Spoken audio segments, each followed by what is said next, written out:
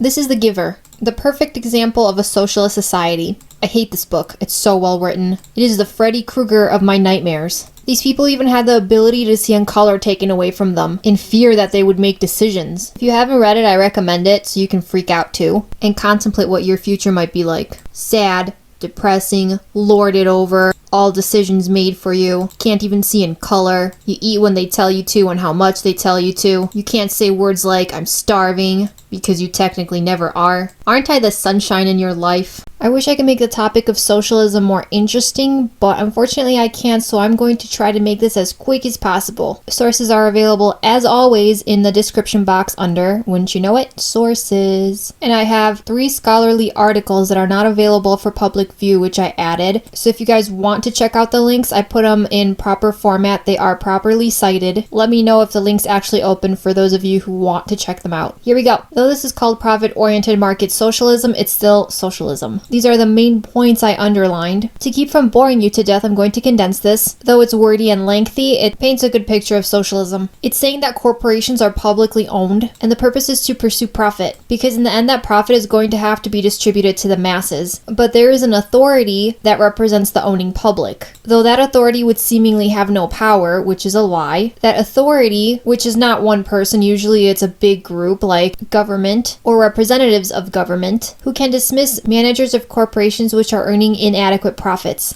Now look lower. The property return produced by the publicly owned business sector would be collected by the public ownership authority, which would retain a small percentage to meet its administrative expenses and incentive payments to its personnel. What that means is that, first of all, it's not a small percent, it's going to be a large percent, because the government and people in politics love to live large. They're going to take a large amount for themselves and disperse everything else to the masses. That's what administrative expenses and incentive payments means. I notice at the bottom how it bashes capitalism as being extremely unequal. Oh no. Yes, capitalism is unequal because it makes people want to get off their butts and become rich, to actually work, to actually do something. In this scholarly article, according to Lenin's concept, socialism doesn't necessarily deal with ending the old economic and social structure, yeah right, commerce, small businesses, or capitalism, but with their revitalization and gradually dominating them cautiously and submitting them to state control. Submitting them to state control while dominating them. That is exactly what it means. It means to completely eradicate these. But if you keep reading, it says the success of regulation doesn't depend merely on the state power, but even more on the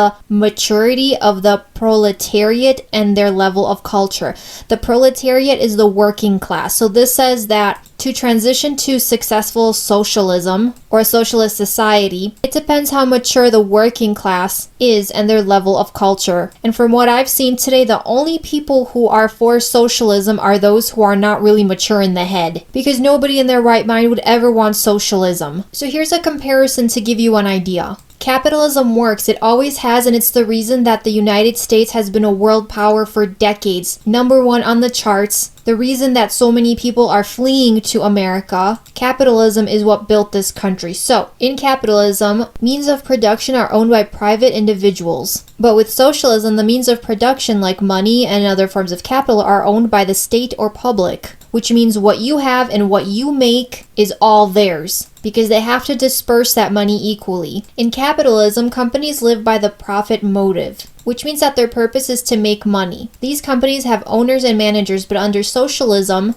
everyone works for wealth that is in turn distributed to everyone, which means your money is going to go to someone else who may not want to work once they pick up on how socialism works. In capitalism, it's the government's job by enforcing laws and regulations to make sure there is a level playing field for privately run companies. But in socialism, the government decides how wealth is distributed among the people. They provide for the people. But guess what? That money has to come from somewhere. It comes from the people, which is then given back to the people. So if there was a total population of 100 people in the US, and only 50 of those people worked because the other 50 were on welfare or just didn't want to work or a disability or something, money from the 50 working people would be taken and dispersed evenly among all 100 people. So you are actually working for an entire country that is becoming a welfare. So this is a visual I added to show you that the government in a socialist country actually owns absolutely everything. They have a say in everything. They tell others what to do completely 100%. Whatever you make, whatever you do, whatever you decide, they will have a say in it.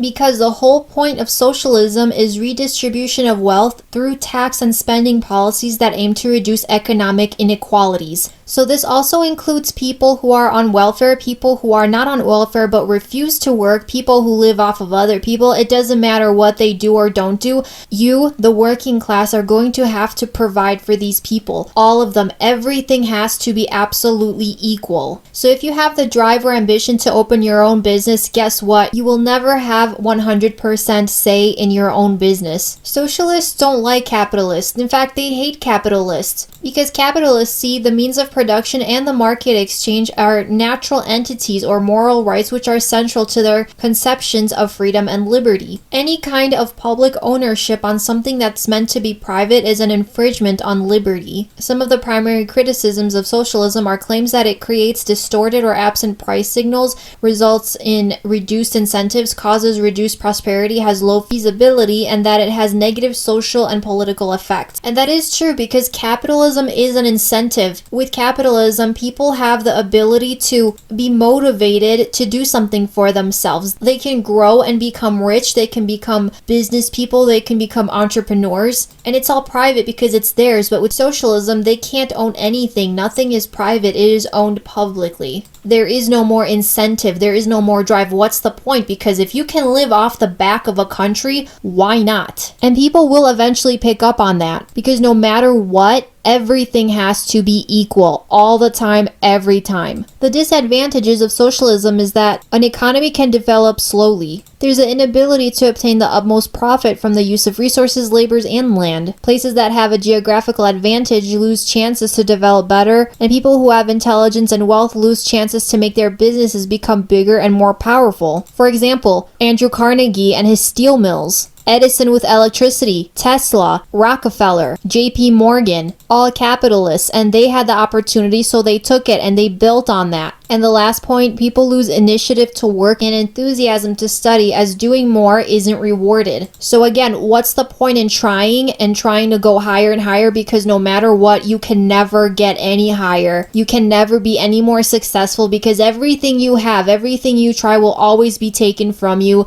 to disperse to the masses equally. If this country ever becomes socialist, the suicide rate will definitely go up. And the bleeding hearts will wonder why. Crazy people, the mantra of socialism is from each according to his ability. Well, you know, if we go socialist, I'm going to apply for disability, and then I won't have any ability, and then I'll just live off of someone else because guess what? I'm supposed to be provided by the government. Equal means equal. And yes, people will pick up on this. But take a look at how delusional they are. Socialists assume that the basic nature of people is cooperative. They believe that this basic nature hasn't yet emerged in full because capitalism, oh no, or feudalism has forced people to be competitive. Absolutely, capitalism is competitive. If someone does something great, you want to go out there and do something greater. And then someone else sees that you're doing something greater and then they want to be the greatest. But this is how really cool stuff is created. This is how things are invented. This is why America is so great. Basic human nature is not cooperative when something stupid is at hand, especially claiming that all of this is for the common good. Let's take a look at some examples around the world. Greece, 2008. It made national headlines when they all ran out of money and everything just crashed. What happened? Greece ran out of other people's money. In case you didn't know, Greece is a socialist country. So the politicians made pension and benefit promises they couldn't keep. Greece expected to live in a fashion greater than the wealth it produced. But then the money ran out. What would happen in America if a lot of people decided to stop working and apply for maybe disability or welfare because they just didn't want to work because they knew that the government would have to provide so that everything could be equal? A crash of Greek proportions. China. In socialism, where things are supposed to be equally distributed, their governing authority had taken anything of value and did not equally distribute. The result was a nation that had once a few rich landowners and many poor workers now had wealthy government officials and a poor general population. By the way, it can be argued that today China is more of a hybrid economy. What that means is that socialism is still there, but somehow capitalism has crept up and is now playing a part in this, so it's kind of on the fence. It's a whole thing I'm not going to get into. Venezuela. Socialism has destroyed Venezuela. State corporate takeovers, strict price controls, and a food rationing system have left the country poor, sick, and literally starving. Socialist political repression has killed countless Venezuelans in the past decade and put an untold number of others in the nation's notoriously violent prisons. This person gave a personal account of what was going on in Venezuela. He said, I read the messages telling me that they had to go to 5 different markets, he was talking about his family, that day to find bread. I've heard them break down crying because they lack basic needs like toilet paper. Basic needs. All of you, I bet, have access to a full bathroom, and these people don't even have toilet paper. But I love this. In the midst of this chaos, I see people in the United States, most of whom never knew life outside of the abundance available to them as a result of our market economy, and they gravitate towards socialism like it's some natural force for good. What they don't know is socialism deprives individual choice, which means anyone watching this, if you have an ambition, a drive to do something amazing, to start a business, to be an entrepreneur, you can't do that. You will never be able to do that under socialism. This article talks about how inflation and socialism almost always work together. Though I'm not going to go through the whole thing, I have it in the sources, so you can just look at it for yourself. The writer says that socialists get attention from the public because they tell the public that they are victims of capitalism, and that it's not fair that the rich should have all the money while the poor are getting poorer. So they clamor to tax the rich and increase the handouts with free houses, free cars, and zero interest rates. But the problem with giving money to poor people who literally have nothing, who don't have jobs, who are completely dependent on anyone, on society, on government, completely dependent, it works against them because they will always be dependent. There's no incentive and no drive to do anything further because someone will always take care of them. Like this says, the money given to the poor is given to them without any financial education, and therefore they are soon broke again. Without improving their financial education, they cannot escape the cycle of poverty. So how can they get richer? How can they be middle-class people? How can they have money? Capitalism. Because it gives them a fighting chance. And I love the way he puts it. Capitalism not only gives jobs, it teaches people to respect the money they earn and not to waste it but to save it. When you get into business or become a business owner or entrepreneur, you appreciate the money that you can make. It took a lot of investing to get to the top, so of course people are going to save it because the investments are going to keep coming, the opportunities will keep coming. But socialists don't like this because they don't want anyone getting rich while some are still poor. However, the poor depend on the rich. They might escape poverty, but they will always be poor. Bottom line, without the rich, no one can create real jobs and no one can escape poverty. And also, I'm going to add, no one will have an incentive to do more with their lives. And if you guys are thinking that the government can create jobs, yeah, they could, but they don't provide the same benefits to the economy. Government jobs are created by taking wealth away from everyone, mostly the rich, but everyone. Once that money is gone, they result to printing money, which leads to inflation, which is what I started with earlier, that socialism is tied into inflation most of the time. Bear with me, I'm almost done. If capitalism is so evil and bad, how come America was built on it and prospered? And if it's so bad and horrible, how come capitalism actually won World War II? This is Capitalism teamed up with World War II Museum in New Orleans to show how America's most influential entrepreneurs during World War II impacted the strategic course of the war. The demand for labor was rising, and capitalism, as always, was an incentive.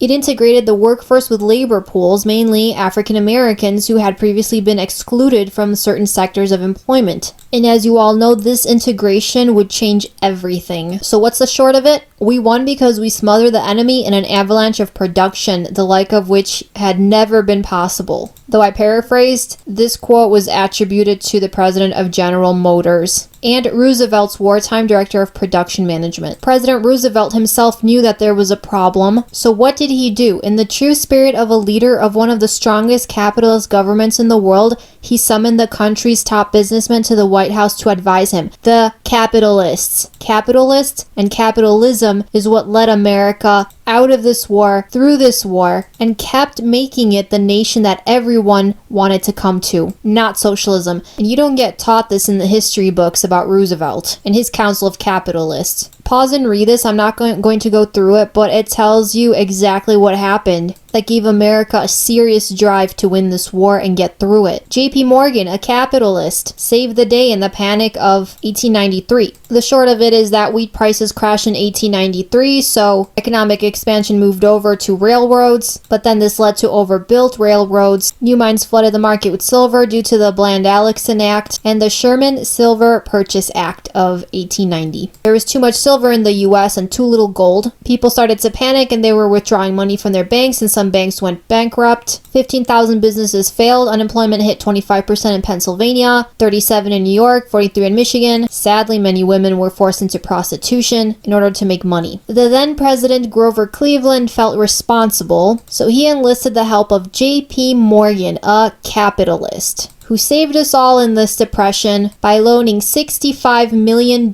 in gold to none other but the US government. This is JP Morgan. Hopefully you're all still awake. I could have talked for about 2 hours on this topic, but I had to condense it, and I'm going to end with this. This short list was taken from this newspaper article in 2016. It was in reference to Bernie Sanders supporters, and that they will never understand that free does not actually mean free. You are not entitled to someone else's hard-earned money ever. You cannot tax a nation into prosperity. The rich are not responsible for your financial situation. You are, and socialism leads to communism always. And a joke just for you, what did the socialists use before candles? Electricity. Ha ha ha. Just kidding. This is a serious jab at socialists, since we have electricity because of capitalism. If you like this video, subscribe to my channel and check out my other videos. Make sure your notification bell is turned on so you can get updates for new videos and answers to your comments. Educate yourself!